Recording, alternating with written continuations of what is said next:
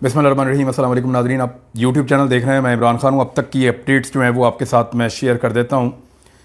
सबसे पहले मैं आपको बताता हूँ कि एक्चुअली कौन सी चीज़ें हैं जो आपको इस वीलॉग में मुझे बतानी है। नंबर एक तो ISPR की एक प्रेस रिलीज़ आई है, वो आपको मैं बताता हूँ क्या है।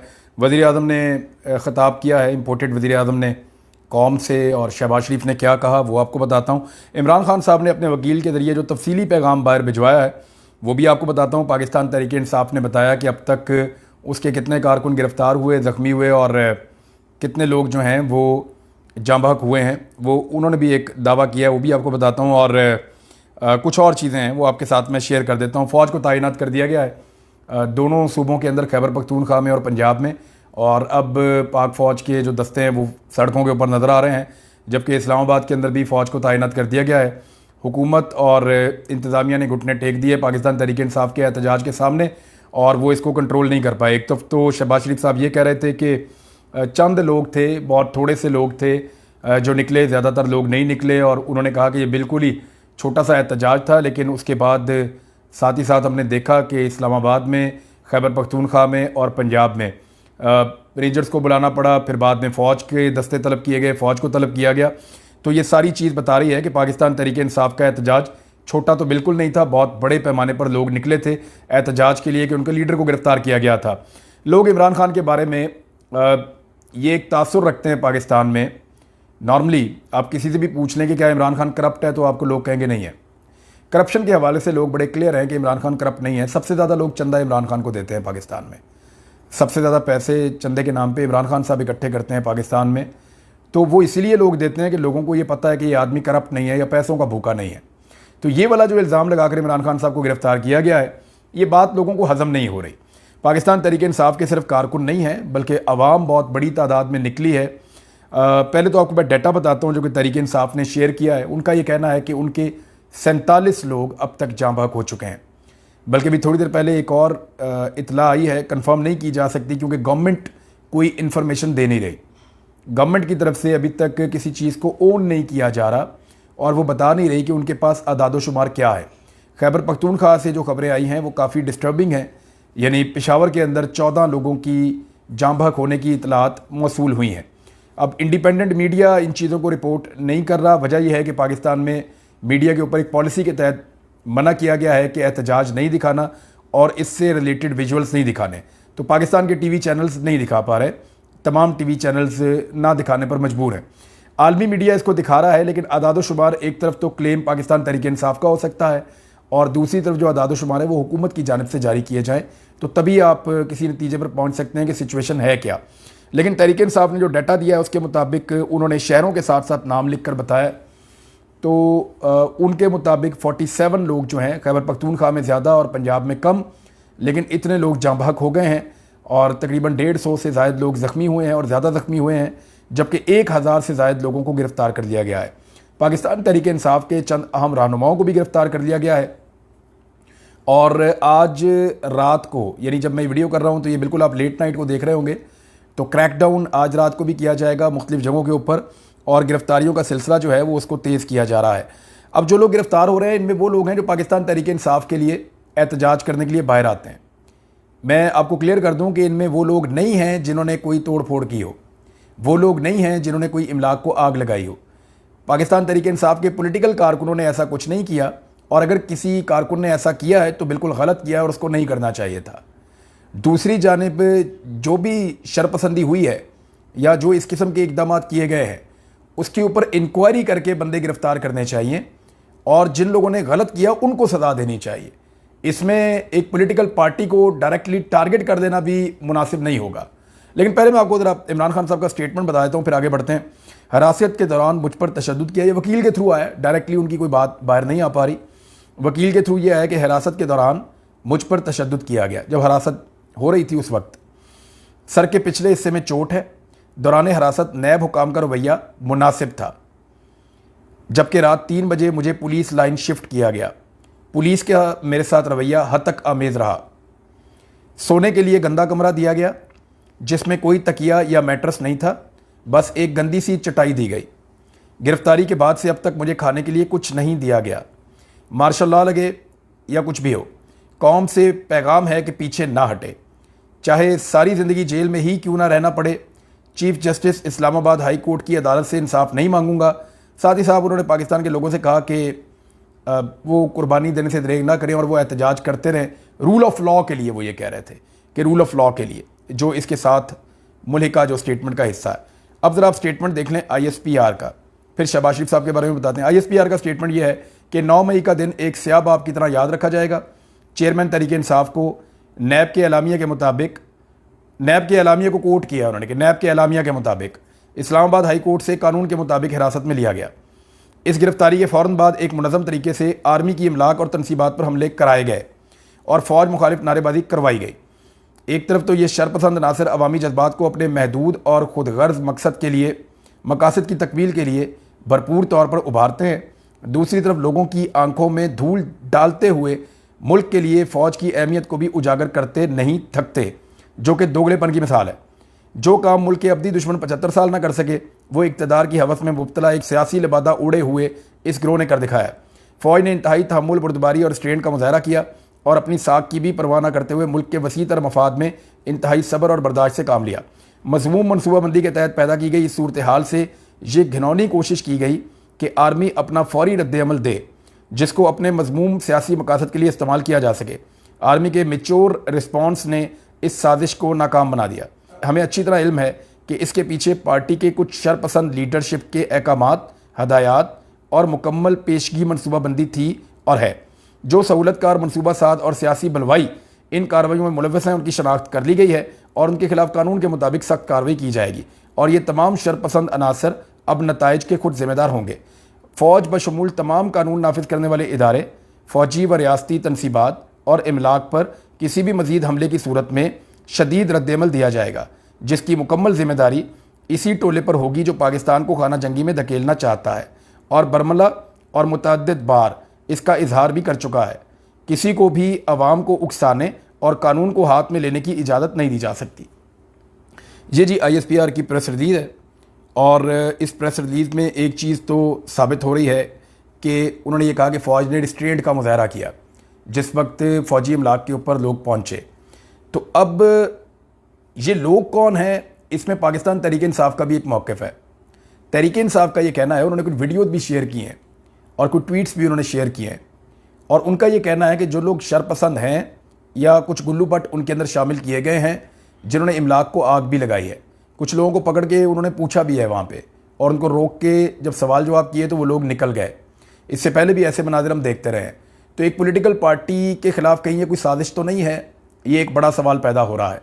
क्योंकि देखिए, तासुर तो ये बनाया जा रहा है कि पाकिस्तान तहरीक इंसाफ ने ये सारा कुछ किया है, लेकिन तहरीक इंसाफ कल जब पहला पत्थर फेंका गया तो उस वक्त से ही इस सारी सिचुएशन को डिसोन कर रही है।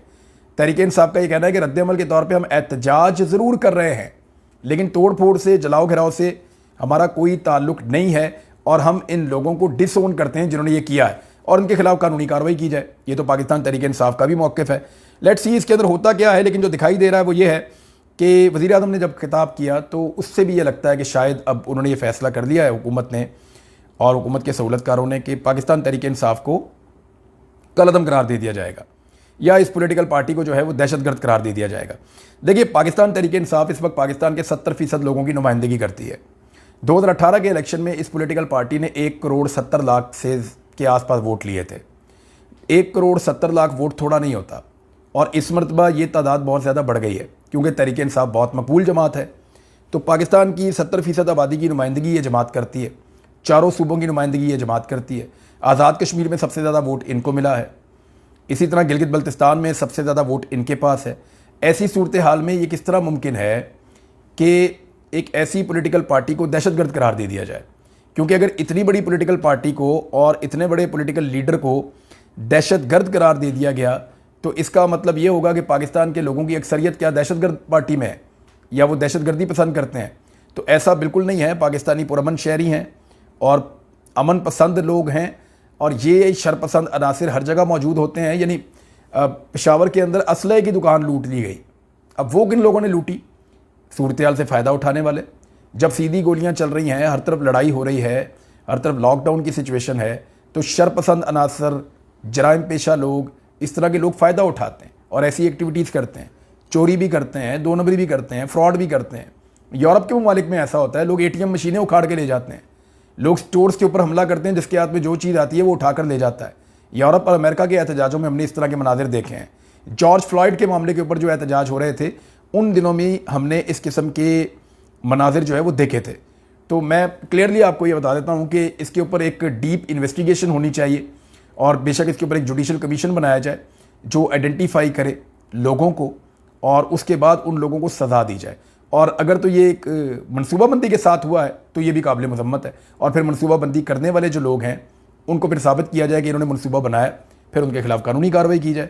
लेकिन मेरे ख्याल में ये कुछ रद्दमल हो सकता है और कुछ वाक़यात बड़े अजीब तरीके से हुए। रमना थाने के अंदर शाम को रिपोर्ट किया गया, इस्लामाबाद के सहाफ़ियों से मेरी बात हुई, वो कह रहे जी रमना थाने के आसपास कोई था ही नहीं मुजाहरा करने वाला, अचानक थाने में आग लग जाती है, पता ही नहीं चलता क्या हुआ। कल अस्करी टावर के आसपास कोई एहतजाज नहीं हो रहा था, अचानक उसको आग लग जाती है, पता ही नहीं क्या हुआ। PMLN का जो दफ्तर है उसके बाहर वो कहाँ वहाँ एहतजाज हो रहा था, अचानक वहाँ पे जो है वो लोगों ने नारेबाजी की और हमने देखा कि वहाँ पे आग लग गई। और वहाँ पे आग लग ही नहीं सकती, मैं उस जगह को अच्छी तरह जानता हूँ, चारों तरफ जंगले लगे हुए हैं, मुमकिन नहीं है। लेकिन ये मनाजिर जो है वो फिर दिखाए भी गए। ये जो कुछ आगे हैं वो मशकूक हैं, कुछ जगहों के ऊपर जो एक्टिविटीज़ हुई हैं वो ठीक भी हुई होंगी और ठीक हैं भी, बाज़ाहिर दिखाई भी दे रहा है, लेकिन बहुत सारी जगहों के ऊपर मशकूक हैं। लेकिन जिन लोगों की जाने गई हैं वो तो वापस नहीं आएंगे ना। ये तो इमलाक ठीक हो जाएगी, गाड़ियाँ भी लोग और ख़रीद लेंगे, गाड़ियाँ ठीक भी हो जाएंगी, जो नुकसान हुआ है वो भरवाई भी हो जाएगी। देखें, बेनज़ीर भुट्टो साहिबा की शहादत के बाद भी तो नुकसान हुआ था, बेनज़ीर वापस नहीं आई, बाकी सारा कुछ ठीक हो गया। शहबाज शरीफ साहब ने जो खिताब किया है उससे भी ये क्लियर होता है कि वो पाकिस्तान तहरीक इंसाफ को एक दहशतगर्द जमात डिक्लेयर करना चाहते हैं। वो फौरी तौर पे पाकिस्तान आए हैं और उन्होंने एक खिताब किया है कौम से।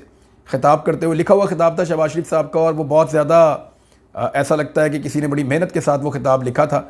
लेकिन शहबाज शरीफ साहब कोई सॉलिड बात नहीं करके गए, सिर्फ इल्ज़ामात लगा कर गए हैं और एक दो उनका अंदाज़ था कि अब ये कार्रवाई होगी वो होगी, लेकिन मुझे उस जो उनका खिताब है वो कंक्लूड होता हुआ दिखाई नहीं दिया। शहबाज शरीफ साहब का कन्फ्यूजन ज़रूर उसके अंदर रही। ऐसा लगता है जैसे ये फ़ैसला कर लिया गया था कि खिताब करना है, लेकिन खिताब की ज़रूरत नहीं थी या खिताब की तैयारी नहीं थी।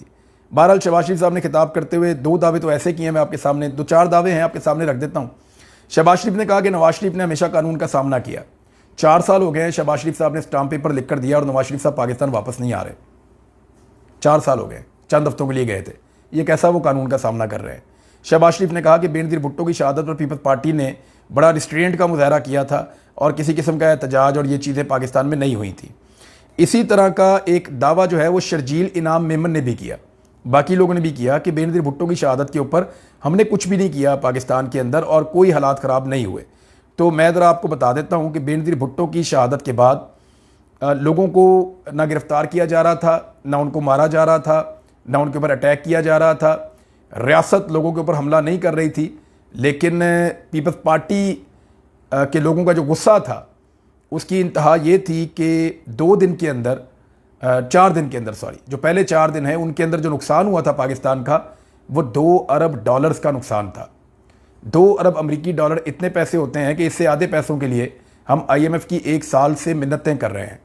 $2 अरब का नुकसान हुआ था, जिसमें $1 अरब का गालिबन कराची के अंदर हो गया था। रेलवे का नुकसान 12 अरब रुपए से ज़्यादा का था और इस तरह पूरे पाकिस्तान को बहुत नुकसान पहुंचा था बेनज़ीर भुट्टो की शहादत के बाद, और बहुत सारी कीमती जानें भी ज़ाया हो गई थी। तो ये झूठ जब बोला जाता है कि उस वक्त कुछ भी नहीं हुआ था तो वो गलत बात है और वो मुनासिब बात नहीं है। आलमी सतह के ऊपर, लोकल सतह के ऊपर तमाम अखबारात के अंदर ये खबरें मौजूद हैं कि बेनज़ीर भुट्टो की शहादत के बाद पाकिस्तान को किस तरीके से रेलवे की बोगियाँ, रेलवे के ट्रैक्स, रेलवे का सबसे बड़ा नुकसान किया गया, लोगों की दुकानें, इमलाक, बैंक्स, गाड़ियाँ, बसें, सड़कें, हर चीज़ को तबाह किया गया, प्राइवेट प्रॉपर्टी को बहुत नुकसान पहुंचाया गया। तो ये सारा पाकिस्तान की तारीख का हिस्सा है, 15 साल हुए हैं, इसको भुलाया नहीं जा सकता। लेकिन एक बात मैं फिर भी कहूँगा, वो जो सारा नुकसान हुआ था ना $2 अरब का, उसकी भी भरवाई हो सकती है। भरवाई नहीं हो सकती तो बेनज़ीर भुट्टो वापस नहीं आ सकती। तो ये जो नुकसान होता है लोग इससे डरते हैं। इससे पहले लोगों ने अपने लीडर्स को खोया है, लोगों ने बेनज़ीर को खोया है, लोगों ने जुल्फ़िकार अली भुट्टो को खोया है, लोगों ने और लीडर्स खोए हैं, लियाकत अली खान जिंदा नहीं रहे। तो लोगों को लगता है कि इमरान खान भी उनके हाथों से छिन जाएगा, और इमरान खान पाकिस्तान के आम आदमी की वाहिद उम्मीद इस वक्त बना हुआ है। लेकिन फ़िलहाल तो पाकिस्तान की इस्टेब्लिशमेंट ने और पाकिस्तान की हुकूमत ने यह फैसला कर रखा है कि इमरान खान के लिए ज़मीन तंग करनी है और उसे इमरान खान को दोबारा आने से हर हाल में रोकना है। अब देखना यह है कि सुप्रीम कोर्ट ऑफ पाकिस्तान क्या फ़ैसला करती है। देखें, एक खबर तो ये भी थी ना, हमने ही चलाई थी एक दिन, कि मरीम नवाज़ को गिरफ्तार करने से पहले या वारंट गिरफ्तारी निकालने से 10 दिन पहले नैब मरीम नवाज़ को आगाह करे।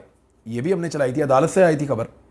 अदालत ने हुक्म दिया था कि नैब ने अगर वारंट गिरफ्तारी मरीम नवाज़ के निकालने भी हैं तो 10 दिन पहले आगाह किया जाए। वो भी दौर था। अब इमरान खान साहब के छुट्टी वाले दिन अचानक वारंट निकलते हैं और वो भी गैर कानूनी निकलते हैं, पुराने कानून के मुताबिक। अपने लिए इन तमाम लोगों ने कवानीन को बदल दिया है। जितने लोग पीडीएम के अंदर हैं, 1100 अरब रुपए की करप्शन के केसेस खत्म हो गए क्योंकि इन्होंने अपने ऊपर लागू होने वाले कानून को बदल दिया। लेकिन इमरान खान साहब को पकड़ने के लिए पुराना कानून इस्तेमाल किया है। नए कानून के मुताबिक मुख्तलिफ वकला ये कह रहे हैं कि ये कार्रवाई हो ही नहीं सकती थी, लेकिन हुई है। हम देख रहे हैं मरीम नवाज़ वाले केस के अंदर, हमें याद है अच्छी तरह।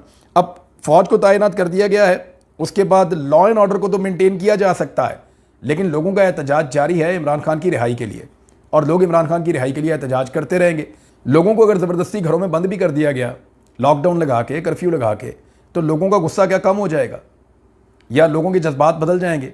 ऐसा नहीं होगा। ये लोग जब भी वोट देने के लिए आएंगे तो लोग एस्टेब्लिशमेंट के खिलाफ वोट देंगे, लोग पीडीएम के खिलाफ वोट देंगे, और हम ये देखेंगे, हम ये विटनेस करेंगे, और सारा पाकिस्तान इस बात को जानता है। अब सुप्रीम कोर्ट ऑफ पाकिस्तान के कोर्ट के अंदर बॉल है कि उनके पास एक केस है। उन्होंने एक फ़ैसला दिया हुआ है कि पंजाब के अंदर 14 मई को इलेक्शन करवाया जाए। 14 मई सर के ऊपर है, 14 मई आ रही है। देखते हैं कि पंजाब में 14 मई को इलेक्शन होता है या नहीं होता। अगर 14 मई को इलेक्शन नहीं होता तो सुप्रीम कोर्ट ऑफ पाकिस्तान फिर क्या करती है? क्या सुप्रीम कोर्ट अपने फ़ैसले को बदल लेती है, या सुप्रीम कोर्ट अपने फ़ैसले पर अमल ना करने की पादाश में जिन लोगों ने सुप्रीम कोर्ट की तौहीन की है उनके खिलाफ सज़ाएँ अनाउंस करती है? ये अब सबसे इम्पॉर्टेंट चीज़ जो है वो सुप्रीम कोर्ट ऑफ पाकिस्तान को करनी है।